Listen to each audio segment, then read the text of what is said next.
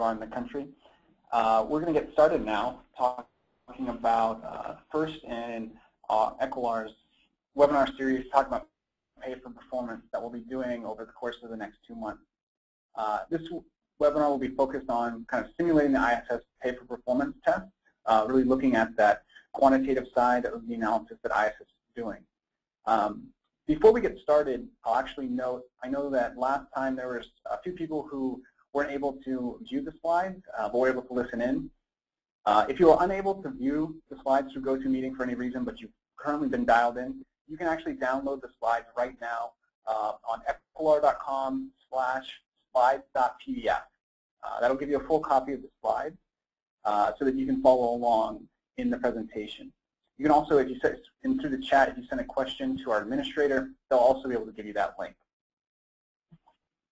For anyone also on the webinar who's interested in the slides, we'll also be sending the slides out after the webinar, and we'll be taking some questions as we go.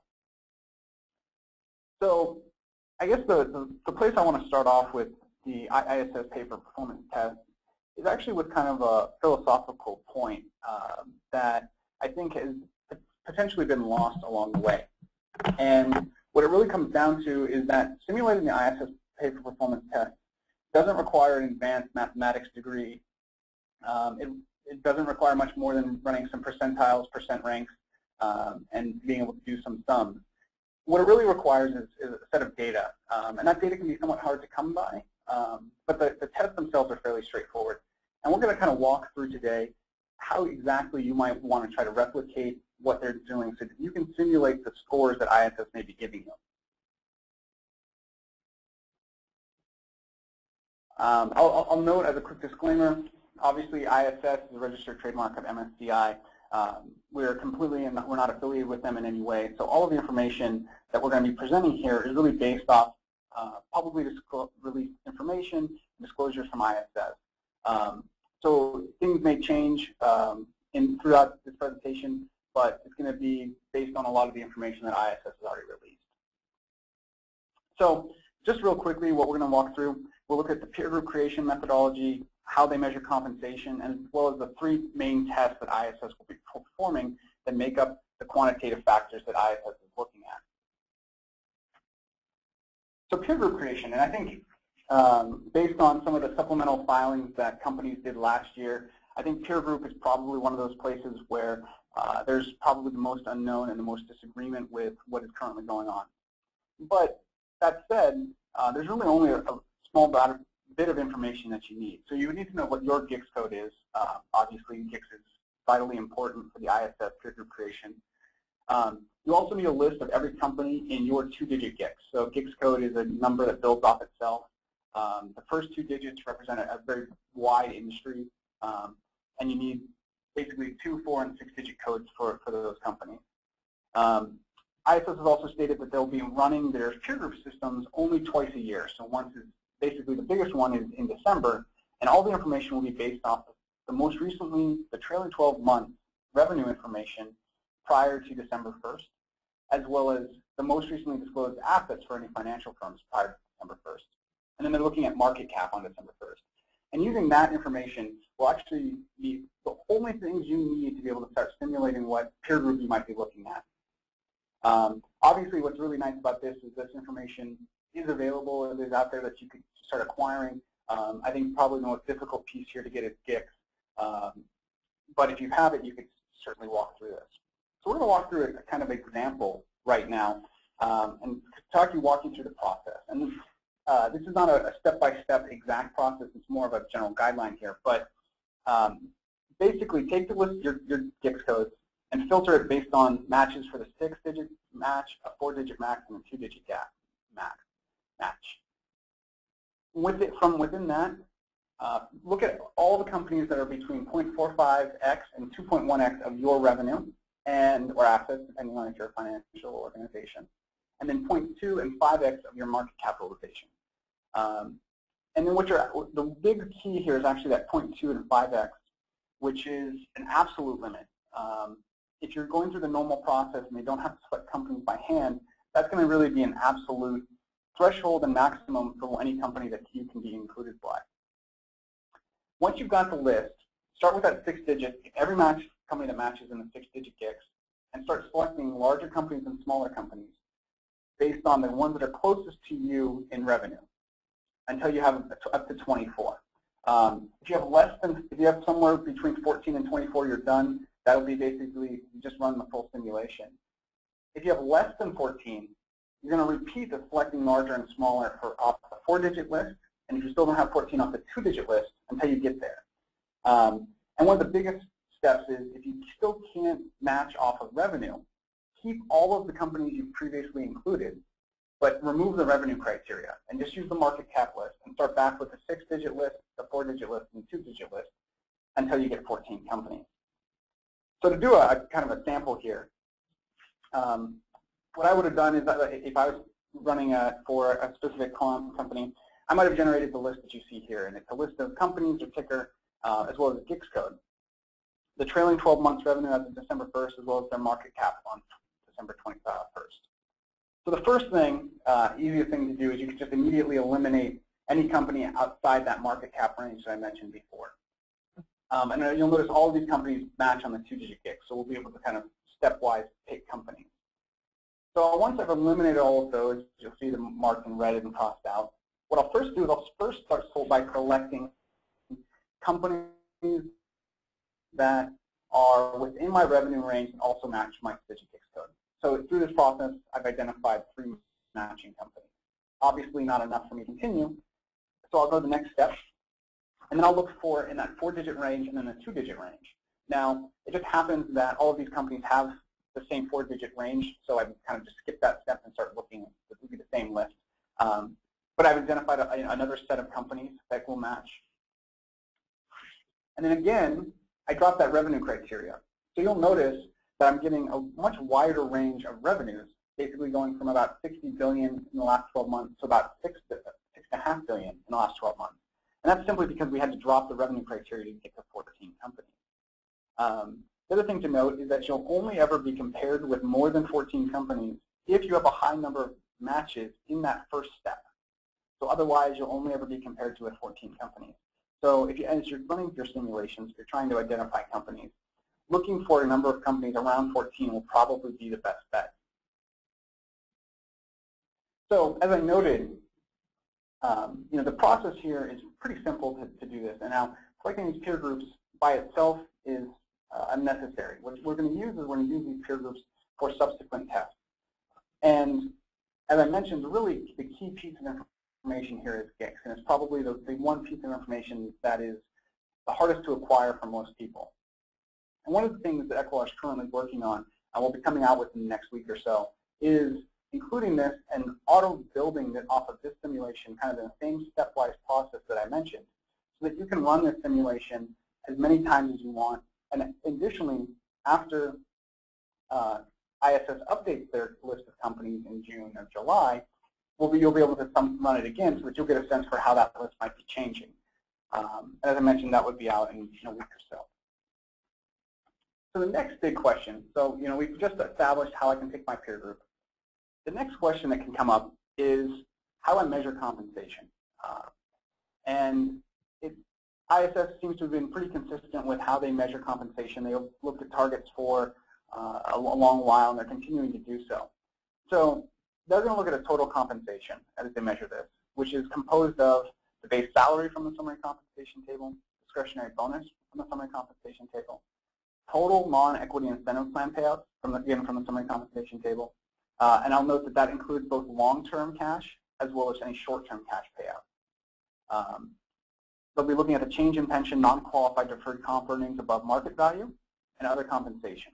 Now, all of those are going to be pretty straightforward. They exist solely within the summary compensation table, and with the exception of base salary, which in the past they have annualized as part of their methodology, and we would expect them to continue to do so. And what I mean by that is if a CEO joins in the middle of the year, they'll annualize his base salary for the full year. All of that information will become directly out of the summary compensation table. The 2 points that can be slightly tricky, and again, kind of just gets into you have to have the data. It's not necessarily difficult to understand, is the restricted stock awards as well as the stock option awards. And again, and of the two, restricted stock is going to be definitely the most straightforward. So if you're looking at both time-vested shares or performance-based shares, you're going to calculate them based on the number of shares times the closing stock price on the date of grant. That'll be very likely very close to any of the accounting values that you reported. On the flip side, with stock option and other derivative equities, so that includes something like a SAR, the methodology more or less is unchanged from last year. And what I mean by that is the only assumption that they've actually changed appears to be the dividend yield. With instead of looking at the trailing 12-month dividends, they're looking at the average trailing 5 years of dividends. So this really probably won't change the methodology all that much for most companies. If you've recently dropped a dividend or recently increased a dividend, it'll kind of adjust that down or up, depending on the case may be. So it might not be reflective of exactly what's going on at your company. But the big point I will make here is that the assumptions that they give for volatility, term, dividend yield, as well as risk-free rate are definitely things you can back into. So volatility is a calculation you can do using your closing stock prices. The real challenge is going to be getting all of that data and valuing it for each grant. So each grant will potentially have a different dividend yield, could potentially have a different risk-free rate. And along the same lines, they're still sticking with that full-term calculation, which if you look at historically will be significantly higher than a potential reported accounting value from your plant-based award table. So, I've got to get back to again here. Sit down, Equilar wrote a report kind of summarizing a lot of the changes that's available to our clients in the Equilar Insight product suite and the Knowledge Center. I would look in there if you're trying to figure out what those assumptions are. But it's really going to be breaking that down and trying to get those for every single grant for all the CEOs in your peer group, which is going to be probably the only challenge. So, I kind of ran through it quickly, but it's, once you've identified the peer group that you're going to be compared to, which, as I said, isn't a real challenge once you've acquired the data necessary, and then the compensation, which, again, beyond really that stock option, is going to be pretty straightforward as well. Now it's time to do something with this information. So the first test is the relative degree of alignment test. And what you'll notice here is basically from here on out, the only things we're actually going to need is the peer group we created. I kind of walked you through how to create earlier. The pay values, which I'm also noted how you calculate, as well as the TSR score. And I'll touch on real quickly the TSR score here, and I'll talk about it a little bit more in the pay TSR alignment test. But basically the way ISS is looking at TSRs is that they're investing in the year previous to when they're starting the period, investing $100 into your stock, which could get you some fractional shares and some measure of fractional shares. And they're measuring how that value increases over time, depending on an increase in stock price and dividends that get paid out. And now this is going to be a slightly different calculation than just subtracting the difference in stock prices, especially if you pay out dividends, because as dividends get paid out, they are reinvesting them back into the shares of the company.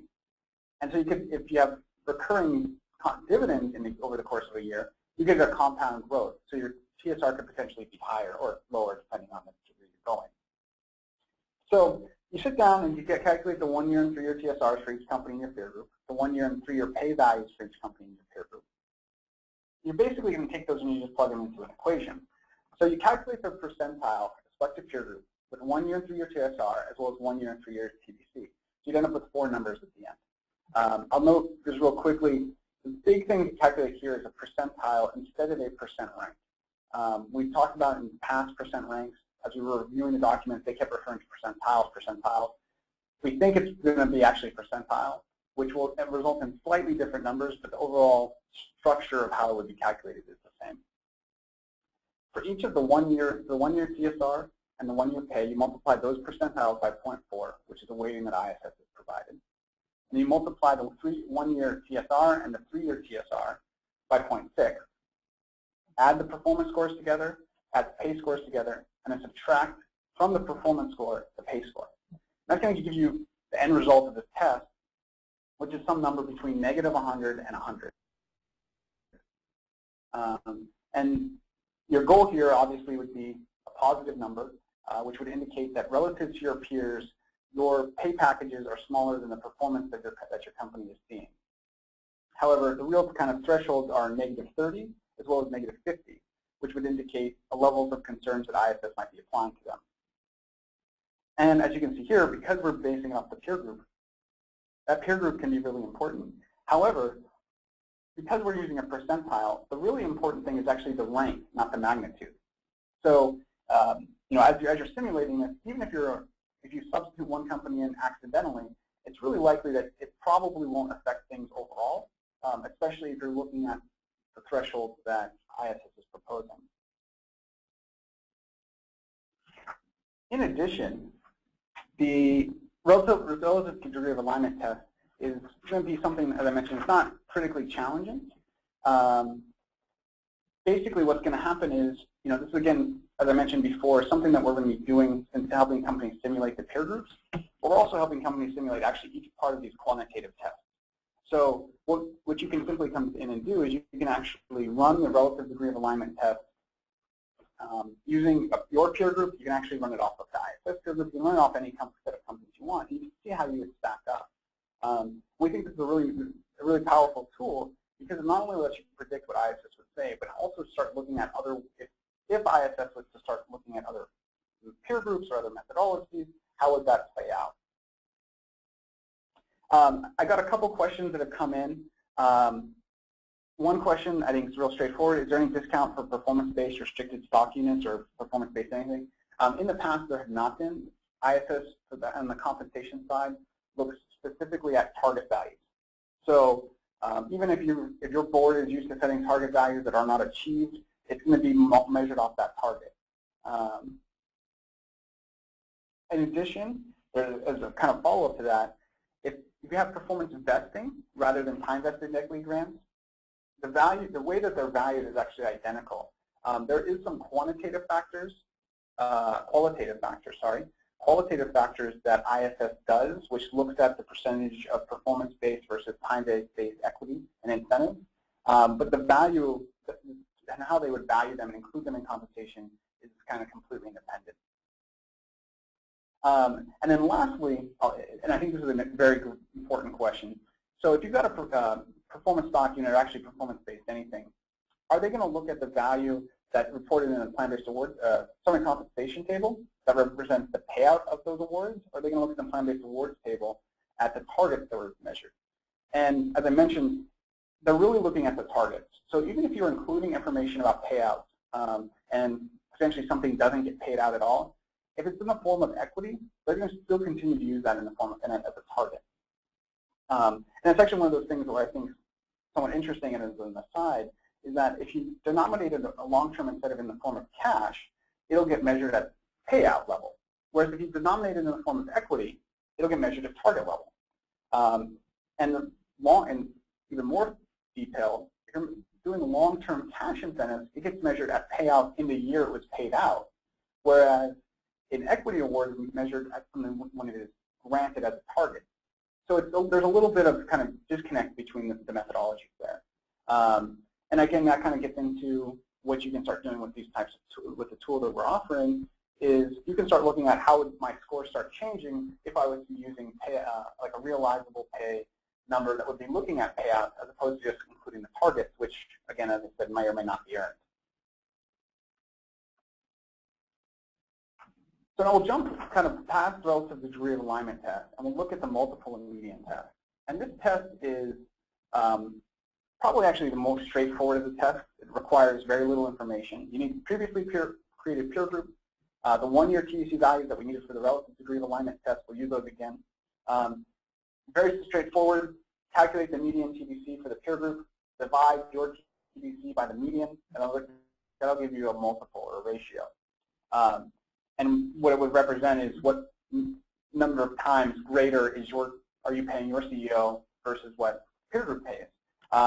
And if you can think about this as relates to the relative degree of alignment test, what this is looking for is companies at the high end who are performing at the high percentile or paying at high percentile won't be caught in the relative degree alignment.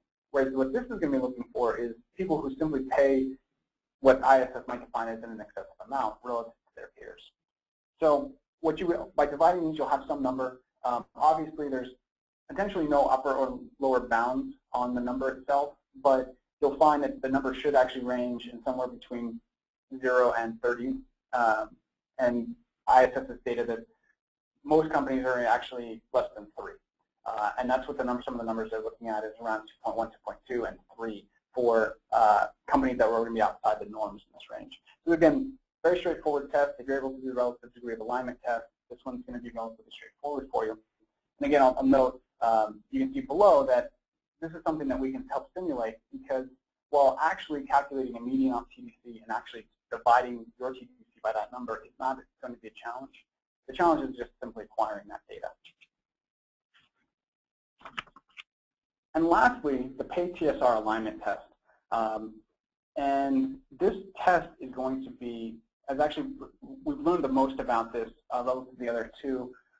Those tests are going to be much more straightforward. You're simply dividing two numbers or putting together a simple formula for it. But when I last talked about this in early December, I had mentioned that we really didn't know how they were going to get a final score.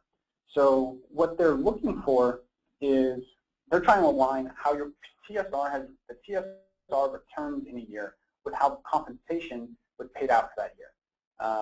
And I know already that there's been some criticisms about how those years are aligned because your pay decisions are made at the beginning of the year, whereas TSR goes throughout the year. But that's what ISS is going to be looking at. And we have a lot more information here, and I think this test actually might be the scariest in terms of formulas and math and how it comes out. But I'm going to walk you through it, and I think it'll be really straightforward for you. Again, subject you can get the data. So you need your yearly CEO TDC values for the last 5 years, as well as the yearly investment returns for the last 5 years. And TDC is going to be the CEO at the end of the fiscal year. So if you had transitions or a change in CEO at mid-year, they're going to be looking at that, just whoever was CEO at the end of the year. Investment return is going to be similar to what I had mentioned before, where you're going to take $100 in what they call actually year 0 and say, I invested $100, it's worth $100. How will that change between every point in time? So if you were to run this test right now, for example, off the 2010 data, you'd have 2010, 9, 8, 7, 6, and actually be measuring off of 5 where you invested $100. And you'll see the yearly change, and I'll kind of walk you through it. But I'll start first with the really scary formula. And I remember looking at this, and what the formula is trying to do is measure the slope of a line in a weighted manner, weighting changes made recently, or growth made recently more valuable than growth or loss in the past. And when we looked at this formula, we're like, oh my gosh, this is really complicated. But it's actually really not. And I'll kind of step you through exactly how you would kind of look at this. So I would start with a simple table kind of that I noted above. And you'll see X is the year, P is performance, and W is the weight. And if you notice, I've actually only highlighted 5 cells in a purple color. Those are actually the only cells in this table that you ever need to change. The 100 in 2005 is always going to be the same. And I guess you could also change the years in the top. But the weightings are always going to be consistent, and the year is always going to be consistent. And what you can do, and I'll show a sample here, is I would hypothetically say that this is my stock price performance. You'll see I've changed the numbers to 109, 117. All you really are going to do is find W times X times, as one of the numbers, W times X times P, and you take the sum for every combination. So you'll see here, you have a 0 times 100 times 0.661, 1 times 109 times 0.7837, et cetera, et cetera. That is the term that we saw right here. And that result, after you take the sum of all of those numbers at the end of the day, is what you're going to be plugging into this formula. And so there's a lot of math and a lot of formulas, equations you have to write out, but the math is all very simple. It's all from addition and multiplication. And once you've done that, you can actually determine what the slope of the line is for both performance as well as pay. And the pay weightings are going to be slightly different. You don't look at the 6th year. And then you can subtract the slopes. So the math, again, it's not insanely tricky. It's not requiring any level of degree beyond statistics. It's very straightforward. But again, it gets back to that data. And I know I went through very quickly on how you create the peer group and how you measure the pay. But if you can get those two things done, you can run a very strong simulation on all the rest of it because all the math is really straightforward.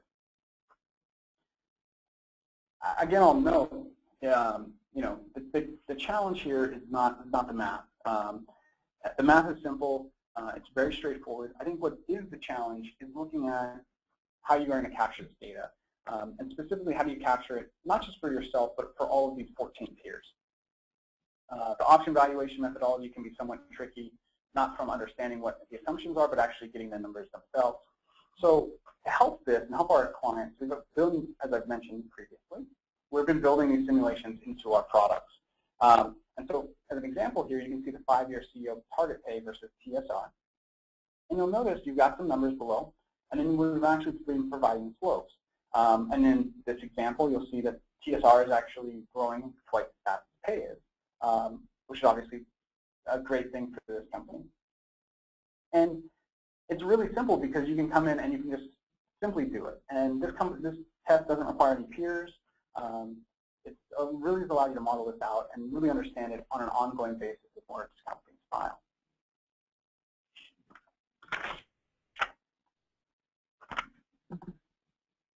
So, at a high level, as I mentioned, simulating this system is going to be tricky in acquiring data and making sure that you're matching those numbers because, again, those can be things that will dramatically impact the end result. If your option valuation is slightly off, or if you're included an award that they didn't include, that would be a challenge. But otherwise, it's going to be relatively straightforward in how you would calculate this. So I've got a couple questions. So the first one is, how would you find out a company's GICS code? So GICS code is a partnership is developed by basically Standard & Poor's, and you can contact them, and they have a variety of packages that they can tell you. But the easiest way to actually do this peer group thing is to simply contact your ECOR rep. As I mentioned, this is something that we're simulating for people right now. We're trying to help them look at this ahead of time, and that'll be probably the best way you can do it. I'll also note, this is kind of the end of the regularly scheduled. I have some questions that I'll be taking, so if you have additional questions you'd love for me to answer, feel free to submit them.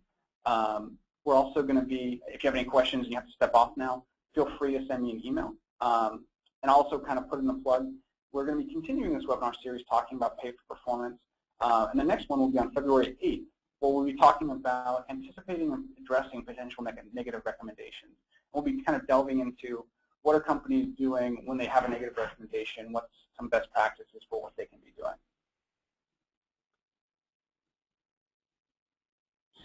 So as I said, I'll just start jumping into some additional questions.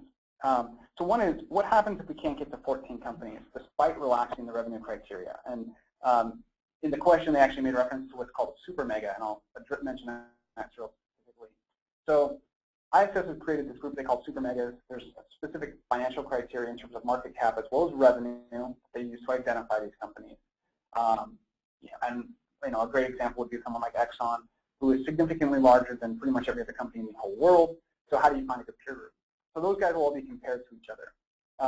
If you're not a super mega, but you can't get to 14 companies, what is likely going to happen is that ISS is going to identify as many companies as they can get, whether it's 12 or 10 or 5, and then supplement additional companies into that, picking by hand.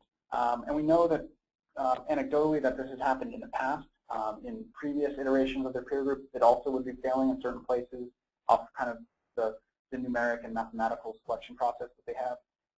So what will likely happen is I would be looking back to see, after you run the simulation, were there any companies that you got compared to last year that you didn't include? Is there a really strong company in your peer group that doesn't happen to have the same GICS code?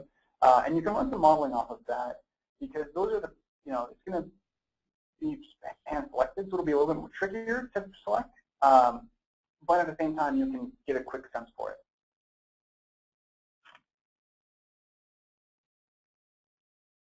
I'll say the next one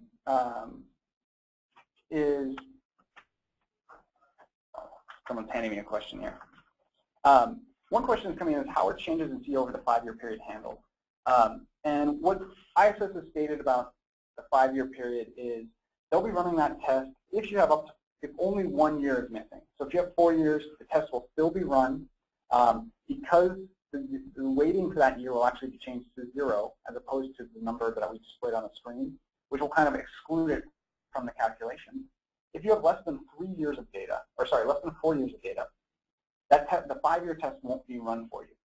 So that's one level. I think separately, if you've had changes in CEO, they're going to be looking at the CEO at the end of the fiscal year and trying to measure his compensation. So even if you had CEO changes over the course of the 5-year period, they are very likely to still run those same tests and see how you would score, kind of changing their philosophy from what has appeared to be in the past of we're trying to evaluate your current CEO and the CEO position to we're trying to evaluate how the board has been compensating CEOs.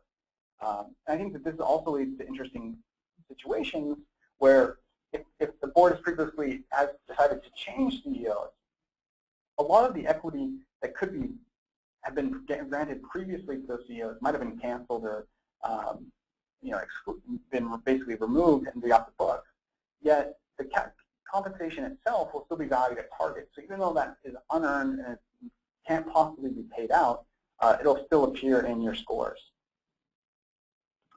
The second I'll note is where do the weightings come from? The simple answer for where those weightings come from is from ISS.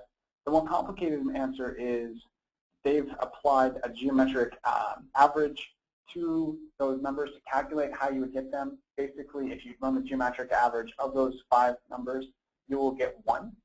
So basically, it's just a change in weighting. But it's designed to weight basically more recent decisions over older decisions. And if you noticed in the slide, if I go back, that there's actually, the weighting is about 1.5 in the most recent year, but only 0.66, 0.78 in the previous years. So it's almost like it's weighting it much, much, much heavier. Another question came in, I think this is also a good question, is how does mixed-year data handled? So if peers have not filed yet for 2011, how can I look at this? And part of that is you're going to want to stay on top of your peer group and start looking at this ahead of time. But I think at the same time, what's going to happen for ISS is it's really based on necessarily on when you file. At least this is what we've heard about historically. It's really based on your annual meeting. So even if you happen to be the first company to file, if all of your other all your peers that they would have selected will have filed by your annual meeting or maybe about a month earlier than your annual meeting, all of that 2011 data will be probably likely included. If you have an annual meeting where none of those companies will have filed, I would definitely think that they're going to include some 2010 data. I would also guess that there's going to be, if somebody hasn't filed in a long time, like 2009, those companies will probably be excluded. I think there was a confirmation question someone's looking for. So as I mentioned, all of the simulations that I talked about here, Equilar has tools that can help you both build the GICS peer group and run a lot of these tests, which, as I mentioned, building that GICS peer group as well as that compensation information is really the difficult part. It's not running the test. It's going to be available in about, like I mentioned, in about a week. That is definitely the guidance. And if you have additional questions about exact timing or how much the product costs, I definitely suggest talking to your AM or Equilar rep, and because they'll have a lot more information about kind of your specific situation. I've got a Canadian client also out there asking about if they have any guidance on Canadian companies. And one of the ISS is, in one of their webinars had one of their heads of research from the Canadian side come on and mention it, and they just said that based on some feedback, they were going to delay rolling out all of these tests to the Canadian firms. And I think that a lot of these changes will probably come towards Canada in next year. And I would expect ISS to add additional guidance for how things might be if you're going to use. Will you include any U.S. peers as Canada only? If it's using U.S. companies, how would you deal with exchange rates? And I expect that as they expand out over the next few months. So I think there's a lot more questions, but I think what I've taken up, I think, a little bit too much time. I apologize for running over today. As I mentioned, I got my email address on the screen here. If you have any questions whatsoever, I'd be more than happy to help talk to you about them, about how to stimulate these scores, as well as give you a reminder that we'll be talking more on February 8th for a webinar on anticipating and addressing potential negative recommendations. I hope this was helpful, and I wish everyone a great day. Thank you very much.